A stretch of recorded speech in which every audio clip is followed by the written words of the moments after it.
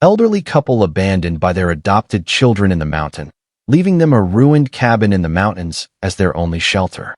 Only for the two adoptive children to share all their wealth and properties. But the couple, alongside their faithful dog, would one day transform that ruined mountain cabin into a paradise.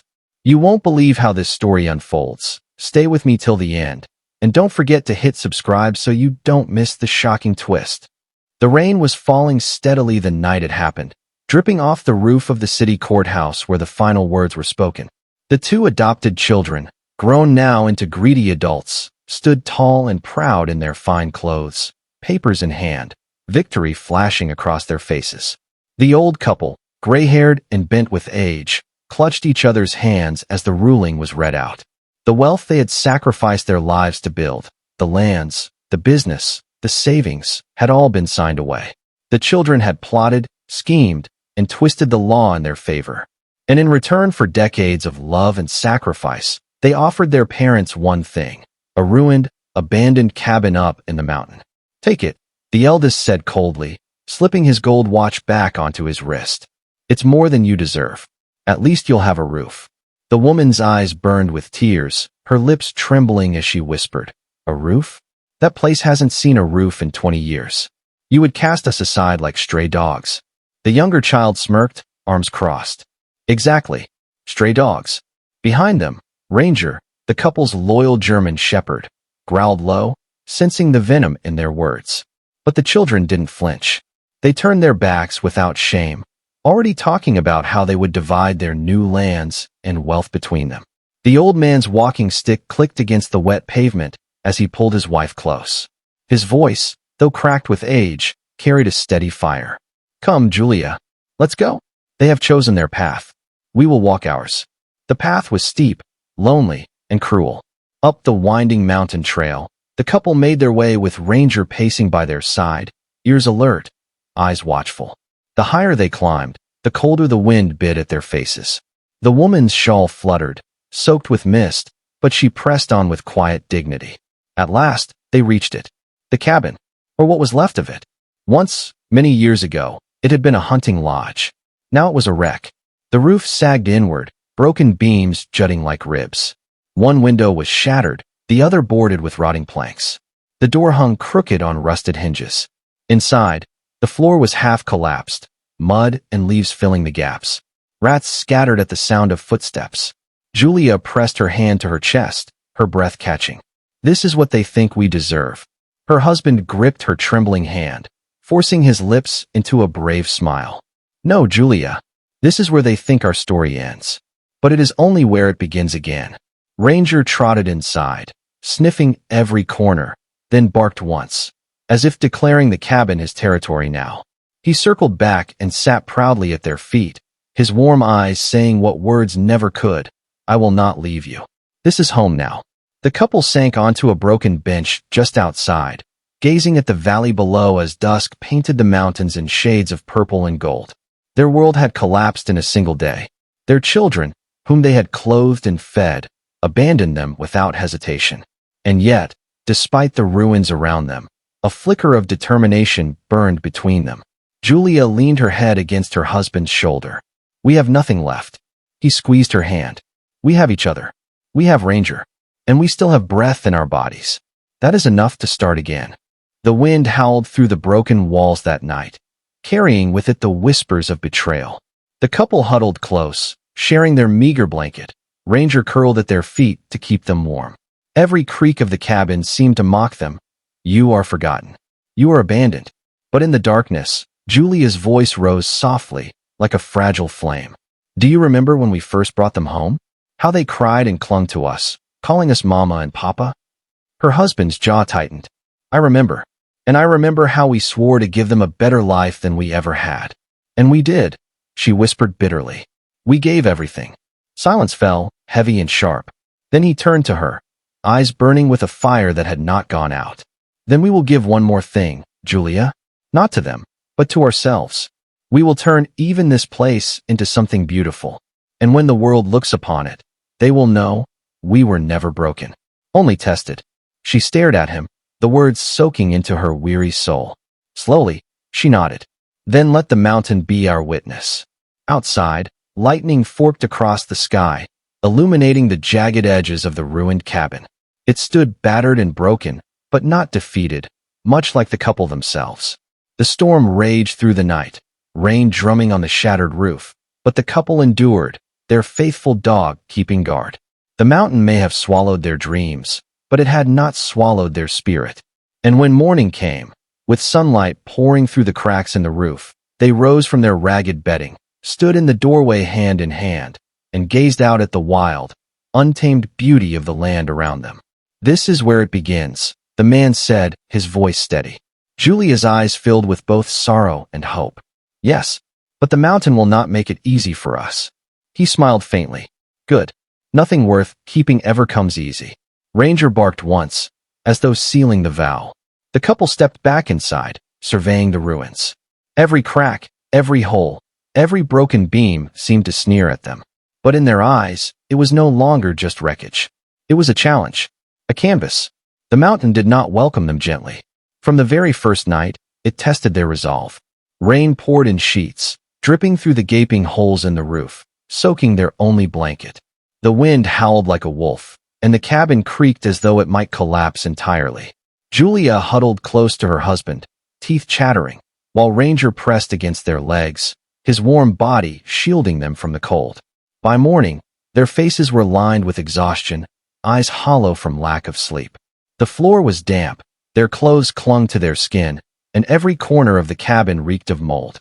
Yet when the sun crept through the cracks of the broken walls, painting gold streaks across the rotten wood, the old man tightened his grip on Julia's hand.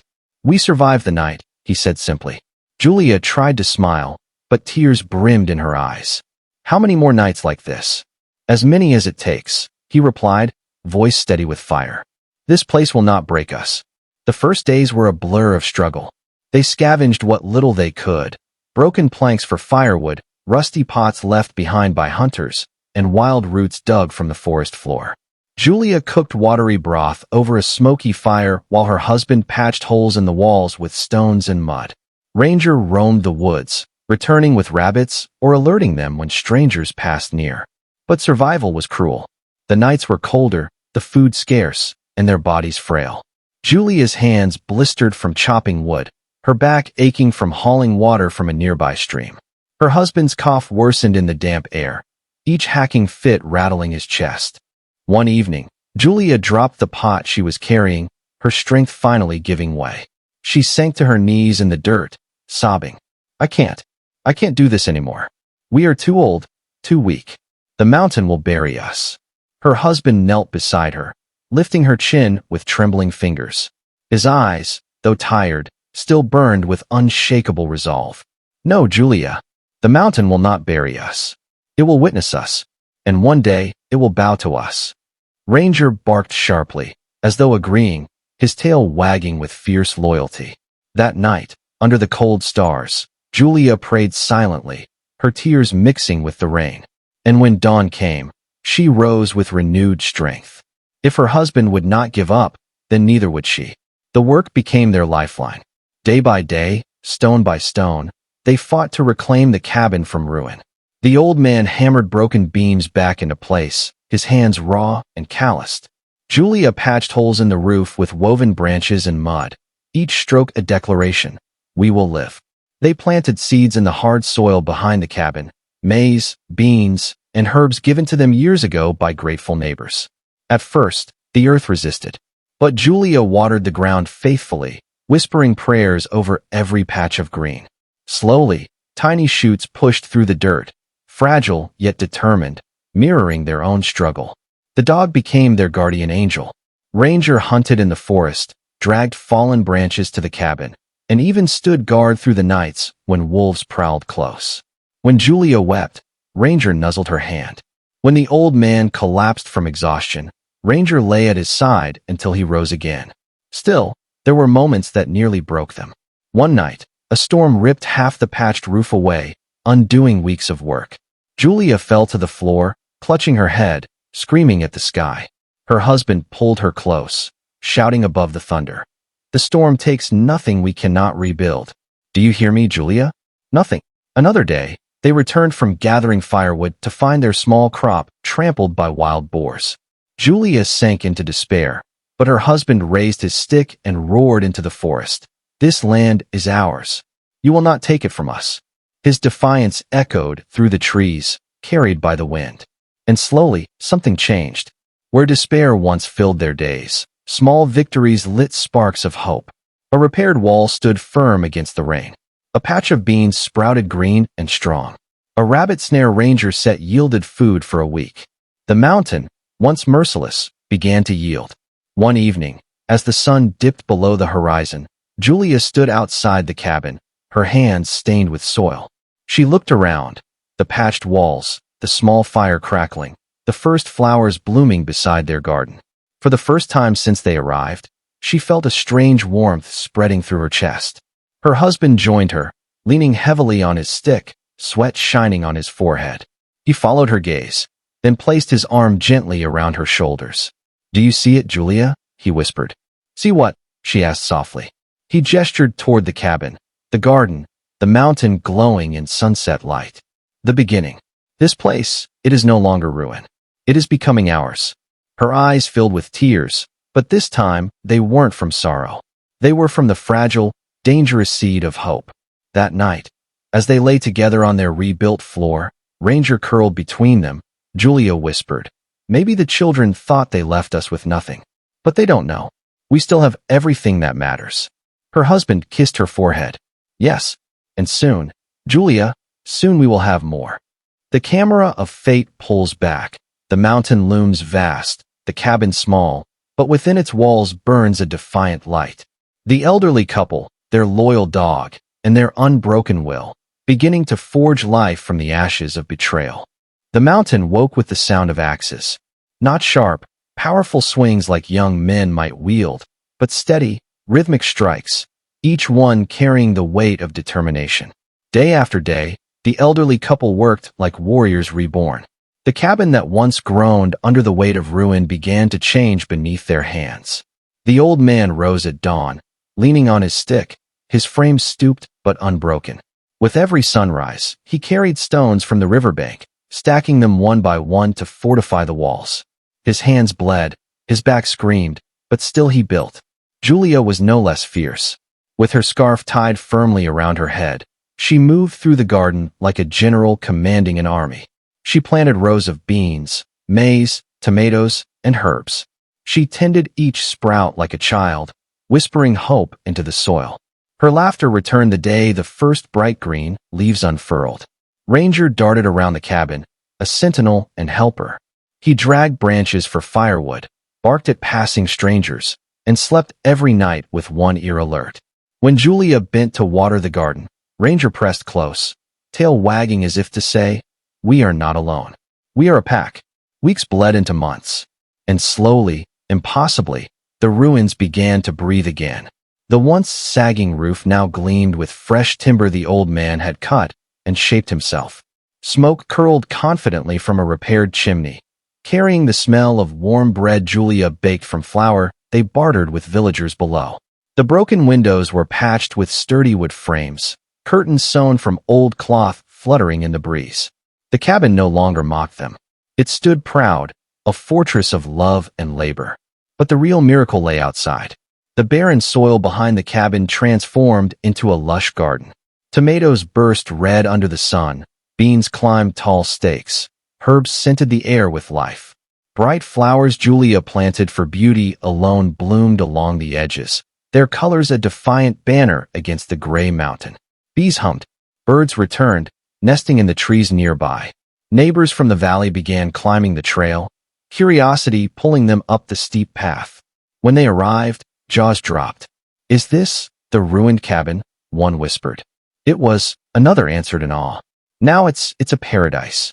Julia welcomed them with fresh vegetables, her smile radiant against her weathered face. The old man offered wisdom and laughter, his stick tapping proudly on the stones of the repaired yard. Ranger greeted each visitor with a wagging tail, as if to announce, "Look what we built. Look what they tried to bury, and what rose instead." Word spread. Soon, people from far and wide came not just to see the cabin, but to learn from the couple. They marveled at how age had not broken them, but sharpened them. They left with seeds, advice, and hope burning in their hearts. But for Julia and her husband, it wasn't the visitors that mattered most. It was the quiet evenings. When the sun sank in fiery splendor behind the mountains, they sat side by side on a bench they had built together, Ranger at their feet. They watched the golden light bathe their garden, listened to the soft rustle of wind through the leaves, and breathed peace. "We were abandoned," Julia whispered one evening, tears glistening in her eyes. "Yet look at us now. We were left with ruins, and we built life." Her husband smiled, gripping her hand. "They gave us nothing but pain. But pain can grow gardens too, if you know where to plant it."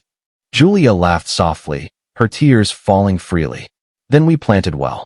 The fire inside the cabin crackled warmly, chasing away the chill of night. They were no longer shadows of survival. They were builders, creators, masters of their fate. But while the mountain now embraced them, the past had not vanished. Whispers of their triumph carried down to the valley and into the ears of their adopted children, the very ones who had thrown them away. At first, the children scoffed. "Those old fools. Impossible. They can't survive up there, let alone thrive." But as more and more villagers spoke of the paradise on the mountain, curiosity gnawed at them. And one evening, dressed in fine clothes, the children began the climb they never expected to make, the climb back to the parents they betrayed. The mountain path they had once mocked now humbled them. Their shoes slipped in the mud, their breaths came heavy, their soft hands blistered against stones. When they reached the crest and looked upon the cabin, their voices died in their throats. Where ruin had once stood, a paradise now glowed under the evening sun. Flowers danced in the wind. Smoke curled from the chimney. The garden spread lush and full, alive with colors and scents. And in front of it all sat the old couple, hand in hand, with Ranger at their feet, their laughter echoing into the mountains like a song of victory. The children froze, ashamed, unable to speak. The couple looked up, their smiles fading into quiet, unreadable expressions. Julia's husband rose slowly, leaning on his stick, his eyes steady and unflinching. "You finally came back," he said, voice calm. The children lowered their eyes, guilt pressing heavy. The silence was heavy on the mountain that evening. The children stood awkwardly at the edge of the garden, fine clothes stained with mud from the climb, their eyes darting between the vibrant flowers, the glowing cabin, and the parents they once abandoned. Ranger rose first, hackles lifting, a low growl rumbling in his throat. He remembered. He had not forgotten their cruelty. Julia placed a gentle hand on his head, calming him, her eyes never leaving the children. The old man, leaning on his walking stick, stepped forward slowly, his presence commanding despite his frail frame. His voice carried across the garden like thunder rolling over the hills. "You left us with nothing," he said. "You stripped us of our name, our wealth, our dignity. You gave us a broken cabin and turned your backs. And yet here we stand, not broken, not begging, but alive, stronger than ever." The elder child shifted uncomfortably, clearing his throat. We heard stories. We didn't believe at first, but we came to see if it was true." Julia's laugh was soft, but it cut sharper than a knife. "True? Look around you. The paradise you see was built from our blood, our tears, and the soil of betrayal." The younger child stepped forward, guilt flickering in their eyes. "Mama, Papa, we were wrong. We didn't understand." "Enough." The old man's voice cracked like a whip, silencing them. His eyes blazed with fire, decades of love and sacrifice hardened into steel. "You understood very well. You understood that we gave you everything. And still, you chose greed. You chose selfishness. Do not come here with empty apologies." The children flinched, shame burning in their cheeks. Julia rose from the bench, wiping her hands on her apron. She stood tall beside her husband, her face lined with pain but glowing with quiet strength. "We asked for nothing from you but love. And in return, you gave us abandonment. But look at us now." She gestured to the garden, the cabin, the mountain itself. "You thought you cursed us, but you blessed us instead. For in losing you, we found ourselves." The children hung their heads, silent. Their fine shoes were caked in mud, their hands soft and unworked, their wealth suddenly meaningless in the face of the paradise before them. Ranger barked sharply, breaking the silence. He wagged his tail once, but his eyes stayed locked on the children, a warning in his gaze. The old man raised his stick, pointing not in anger, but in finality. This is no longer your home. You chose your inheritance. You chose your path. We do not belong to you anymore. This cabin, this land, this life, it is ours, and ours alone. The elder child's lip trembled. So you will not forgive us? Julia's eyes softened, tears glistening in them. Forgiveness is not ours to give. You must find it within yourselves. But know this, we are not your victims anymore. We are victors. The words struck like lightning. The children could not answer. They turned slowly, shame heavy on their shoulders, and walked back down the mountain path, their fine clothes dragging in the dirt, their footsteps hollow. They came seeking pride, maybe reconciliation, but they left carrying only the weight of their guilt. As the last echo of their steps faded, the mountain grew quiet again. The couple stood side by side, watching the sunset paint the sky in colors of fire and gold. Ranger curled at their feet, his eyes soft now, tail brushing against the earth. Julia turned to her husband, her lips trembling into a smile. Do you feel it? He looked at her, puzzled. Feel what? The peace, she whispered. For the first time in years. I feel free. His eyes softened, and he reached for her hand. Together they walked into the garden, touching the plants they had nurtured, listening to the rustle of life around them. Each flower, each leaf, each stone in the rebuilt cabin was a testament. They had been cast aside, but they had risen. Night fell, and stars spilled across the mountain sky. The couple sat outside their cabin, wrapped in a blanket, Ranger nestled between them. They gazed upward, the silence of the mountain no longer heavy but comforting. The old man's voice broke the stillness. We were abandoned, but we were never alone. We had each other, and that was enough. Julia rested her head on his shoulder. Yes, and now, we have paradise. The camera of destiny pulls back, rising high above the mountain. The ruined cabin once given in mockery now glows warm with life, a jewel on the hillside. The couple, hand in hand, sit with their dog at their feet, their laughter carried on the wind. And for the world below, their story became legend. The parents who were left with nothing, the dog who stood by their side, and the mountain that bore witness as they turned ruin into paradise.